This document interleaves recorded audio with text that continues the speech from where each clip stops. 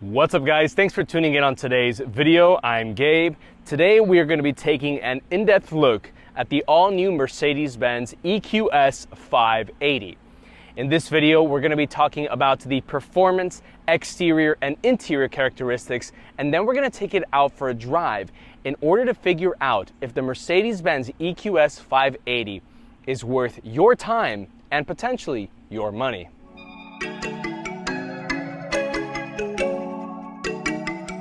The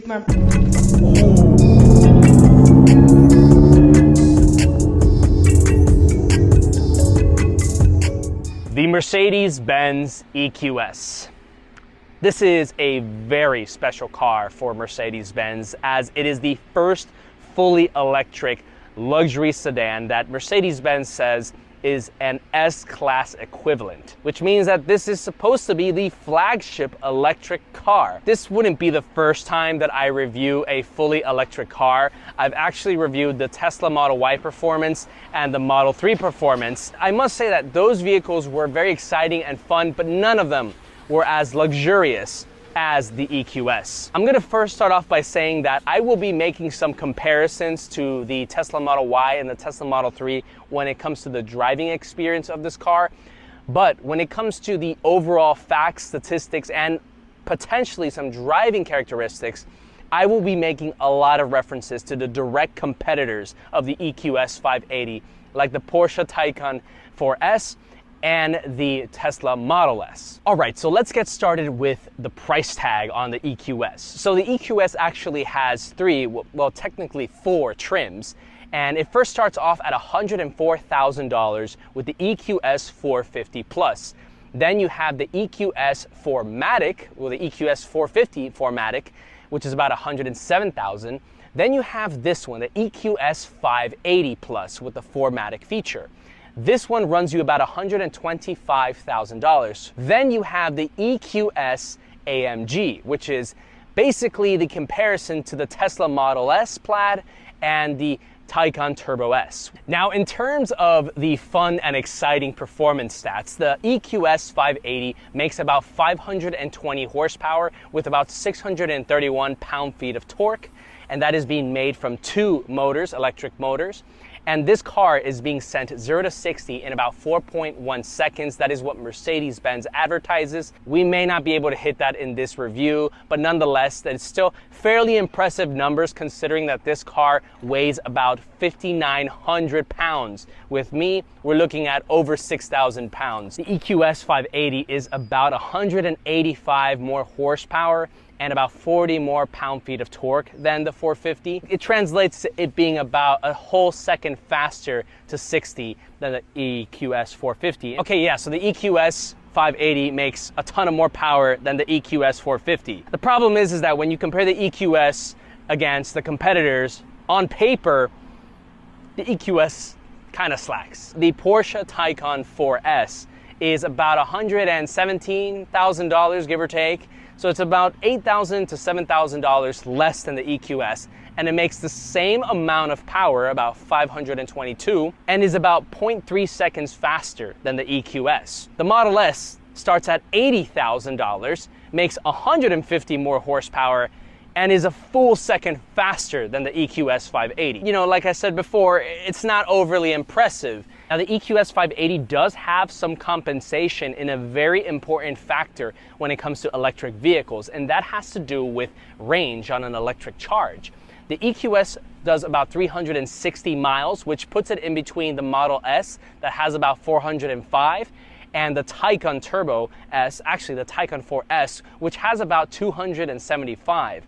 Okay guys, so yes, the EQS doesn't have overly impressive 0 to whatever 100 times like the Taycan and the Model S. But that's okay because this car has several redeeming factors like this car's exterior. This is definitely not the more aggressive and sport-oriented car compared to the Taycan or the Model S. But that's okay because this is an S-Class equivalent, and really the centric focus of the S-Class has always been luxury. And I will say right off the bat that this does have a lot of luxury features, like let's say like this unified headlight up front. You also have like this really enormous grille that is pretty much just one piece with the little Mercedes-Benz stars all around it. You also have a lot of chrome silver finish pieces on the bottom, very typical for Mercedes-Benz.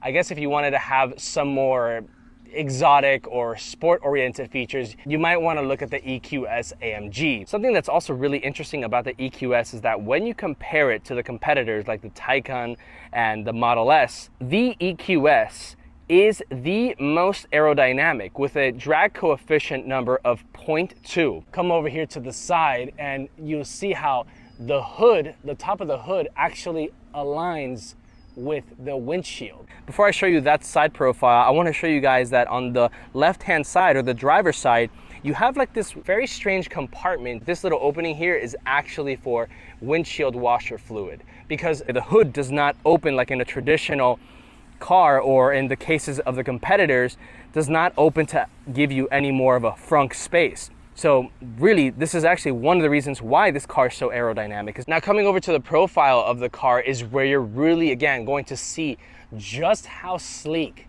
this car's design is. You also get to appreciate just how long this car is. This is 17.3 feet long, or about 203 inches. And of course, in the side profile, you also get to notice these 21-inch multi-spoke dual tone color AMG wheels. These are a good combination of sporty and luxurious design. These are 9.5 by 21s in the front and 9.5 and 21 in the rear. So it is a box setup. And of course, here is where you would put in your plug to charge it. This would be for the Mercedes-Benz. This is for Electrify America or any other universal electric charging port.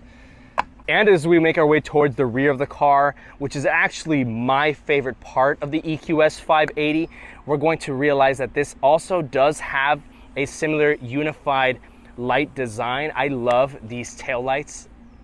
It's just such a, again, perfect blend of sport and luxury. Also, you get to see that there is some of that luxury and sport characteristic with this trunk lid spoiler here, but really, I think it's just a perfect amount of sport characteristics without overdoing it. For that, you want the AMG. Here we also see the diffuser that does have some fins on the bottom. Nothing too crazy, rather harmless and not overly like pronounced. Something that would be delegated to like the AMG or something like that. For the interior characteristics of the EQS 580, first of all, let's check out this key.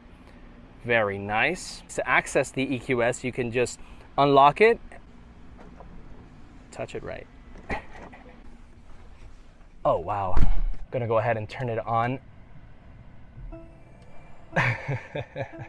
I'm gonna go out and just say it. The Mercedes-Benz EQS 580 has the best interior when compared to the Taycan and the Model S. That is a hill that I'm willing to fight and die on. The Mercedes-Benz is like a fun, eccentric, curvy style. It's so nice. It's like a Picasso. The Porsche Taycan is kind of like business, corporate, very squared. The Model S is just, it's plain. It's very minimalistic. It's not as exciting as this. The steering wheel is the first thing that you'll probably see.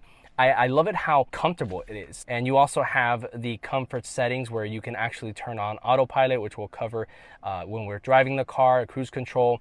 You also can raise and adjust volume over here, and it's actually no longer a dial. And obviously these controls here also control behind the screen here, so you can adjust the different colors and the ambient lighting, other features like that. We're not really gonna go through all the technical features of this car. I mean, there is a bunch. This whole entire hyper screen over here, that's 56 inches, is completely touchscreen. And of course you have the center, navigation over here.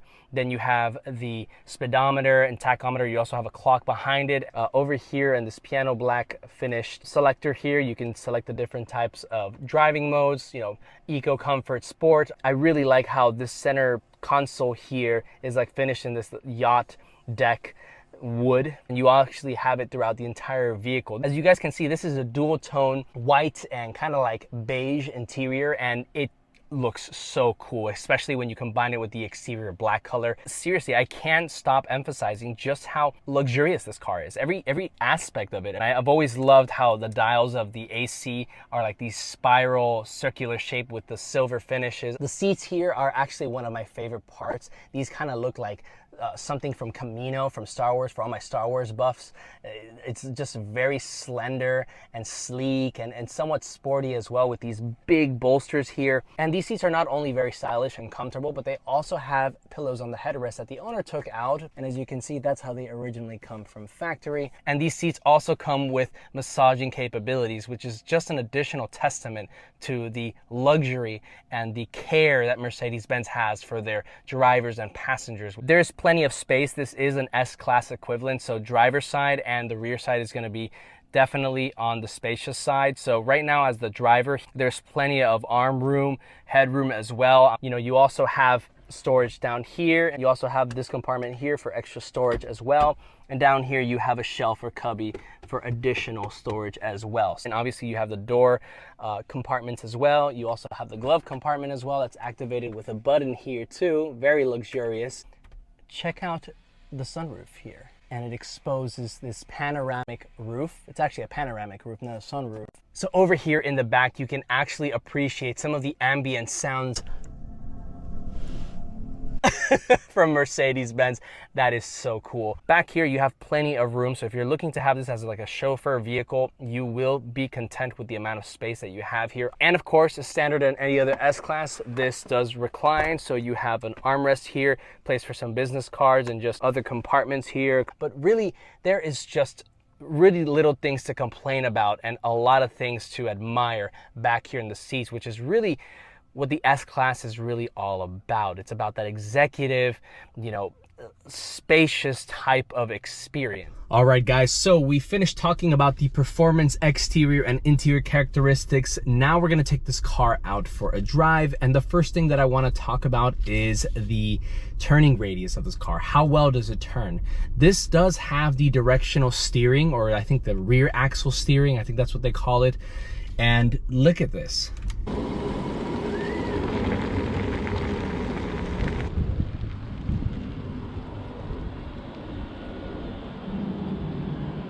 I mean, the sheer size of this thing is already very impressive. I mean, this is an S-Class equivalent, and we know that S-Class is a very long, large vehicle. So the fact that it has this directional steering, you know, it does have a performance enhancement as well as a luxury one, but I think it's really more centered towards the luxury aspect of it. So you don't really have to do 3-point turns in the middle of the streets or in parking. And, you know, it's kind of a hassle to do that, but it's really cool that you can pretty much do this flawlessly. I mean, yeah, it's really, really impressive that you have that level of technology with this car. And I'm not sure if the Model S has it, but I do know that the Taycan does have that. So we're gonna go ahead and put this in reverse. Again, that rear view camera, very crisp, good details. All right, so now we're gonna go ahead and put this on sport mode so we can test out the launch control. We're at a complete standstill, and really there's nothing to it. Just foot on the brake, or just leave it stationary and hit the accelerator. Oh, what the hell? Oh, wow. Jesus Christ. Woo! All right, we're gonna get onto this main street here.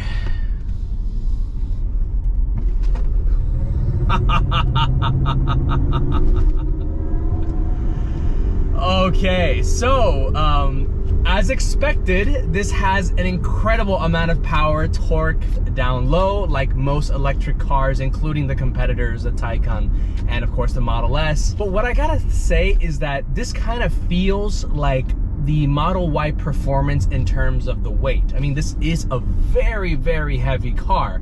This is, again, close to 6,000 pounds, including myself. So, you know, it makes sense that such a large vehicle, again, this is an S-Class equivalent, would have a little bit of a sensation of being a heavy car. Even though this car doesn't have that much power compared to like the Model S, for example, this thing pulls so well. So let's do a little pull here.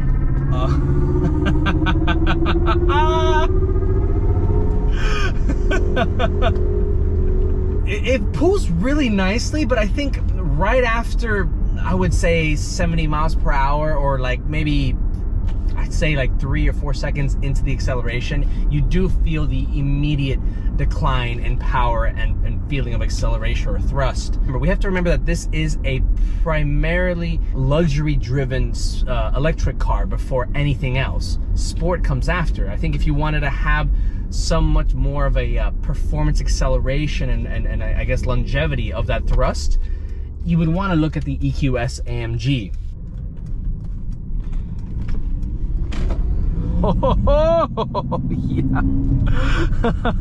I also love it how when you put it on sport mode, I think the car in general, but when you put it on sport mode, you have like a more pronounced like wow, wow, wow, kind of like what a UFO would sound. I mean, look, if aliens did in fact exist, I definitely think that this is the type of car that they would be driving, just because the styling looks like extraterrestrial in a way, you know, curvy and lights everywhere, but the sound, it's so funny. And when you engage with the paddle shifters, kind of like what you would get in an ICE car or a car with a traditional transmission, it engages how rough the braking is when you let off the accelerator, which is typical with electric cars.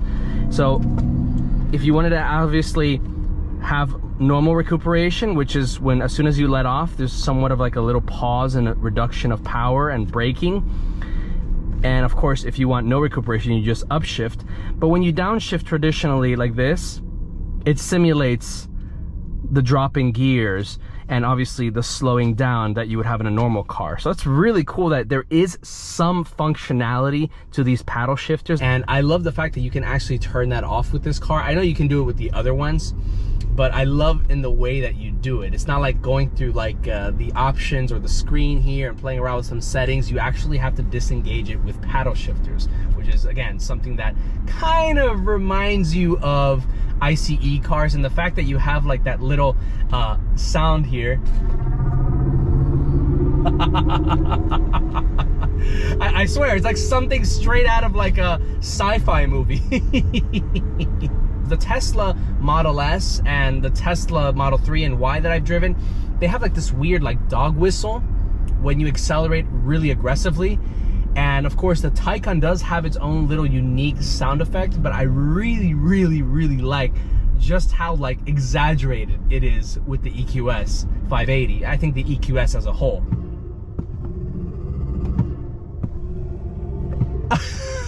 That is so funny. Oh my gosh. Oh my god. Dude. The pull is just so addicting because, you know, again, it's rough. Don't get me wrong. It is rough, but it's not like headache rough like you would probably get in the Model S, especially the plaid version, or like the Model 3, because the Model 3 was so much lighter than this car, and the pull and the acceleration just was felt so much more. And this one is kind of like a healthy amount of pull. Like, yes, sure, it throws you back in your seat. But it's not like totally uncomfortable that, like, for example, an older person that obviously has the disposable income for this, you know, will complain too much. Let's get on the... Ooh. Let's get on the corner here.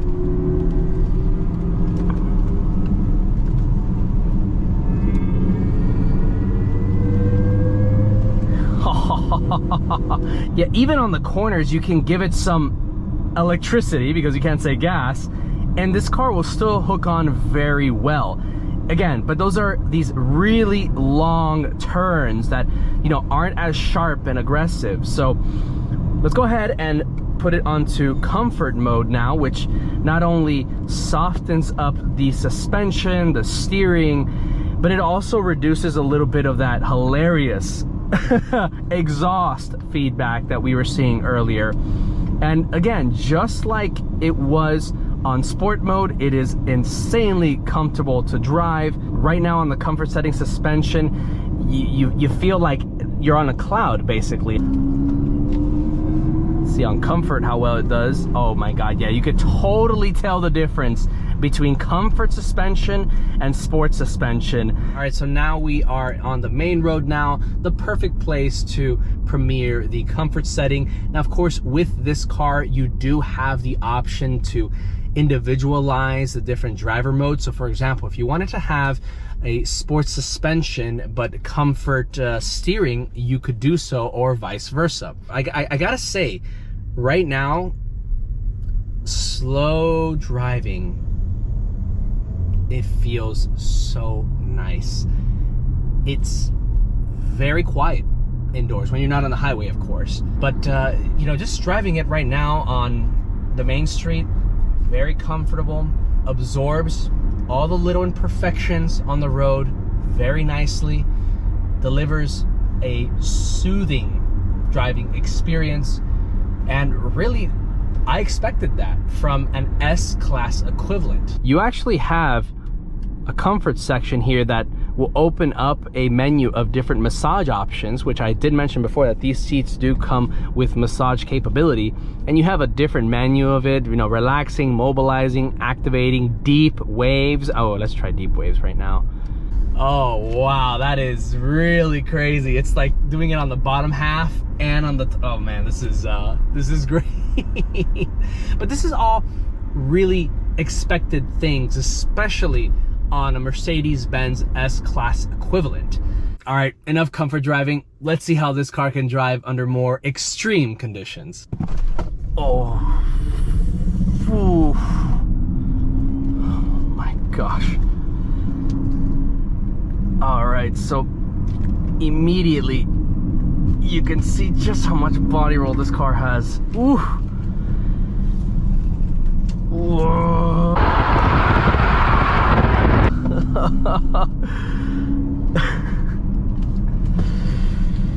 Ooh.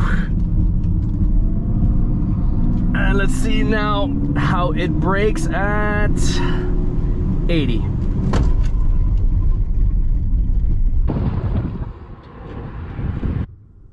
Yeah, okay, no. I gotta do this again. Yeah, oof.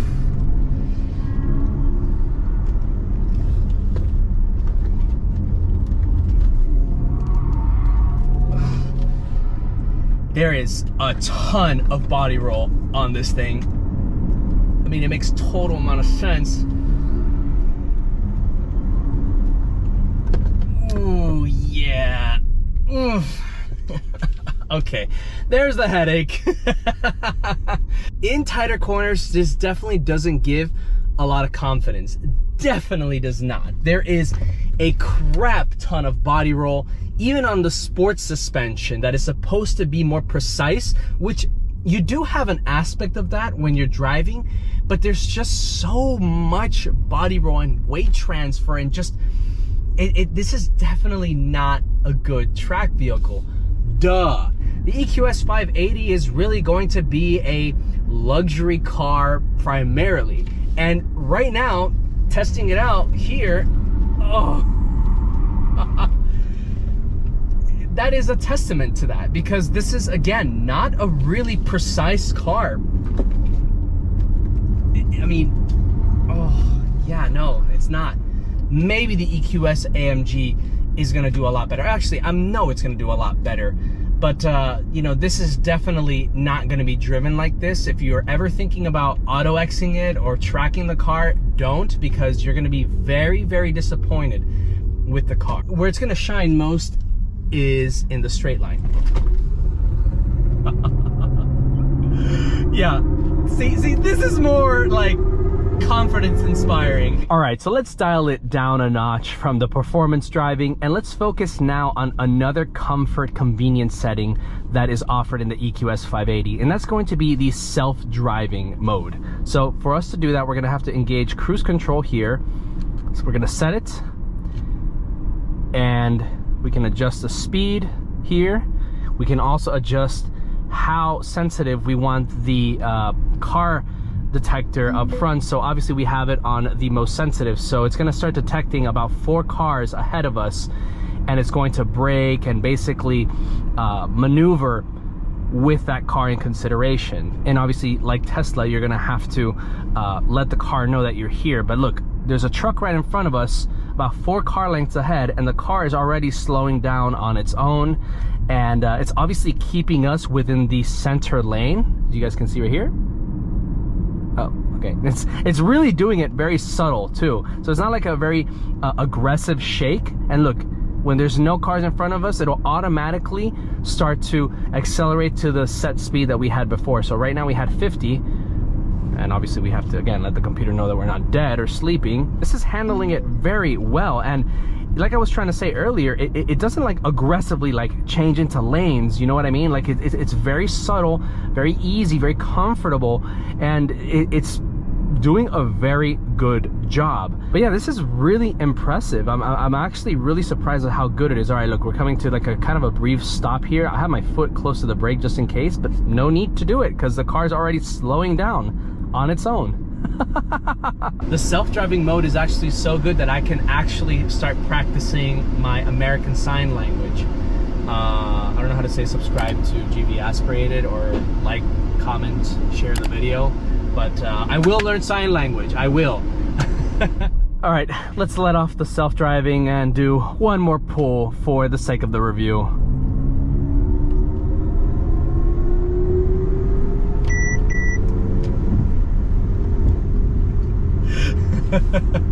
That was my mute scream. There's the competitor. Let's chase him down, boys. All right, so that is the regular Taycan, not the Taycan 4S, which is really the direct competitor of the EQS 580. And there's a Model S right there too. Oh my God, that'd be so cool if we could just like line them all up and accelerate. See, I like the Taycan look. It does look more like a Panamera.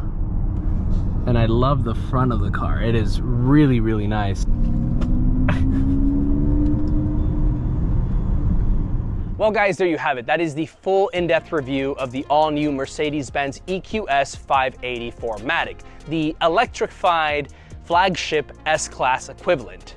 And I must say, the EQS definitely does live up to the S-Class name and aura. So which car would I choose? The EQS, the Model S, or the Taycan 4S? So if you're somebody that purely values luxury, convenience, brand recognition, and frankly, something that is a little bit different than the rest, the EQS is definitely gonna be the choice that I would make. However, that is not what I'm all about. I'm all about sport, performance. I'm young. I want to have as much power as available for the less amount of money.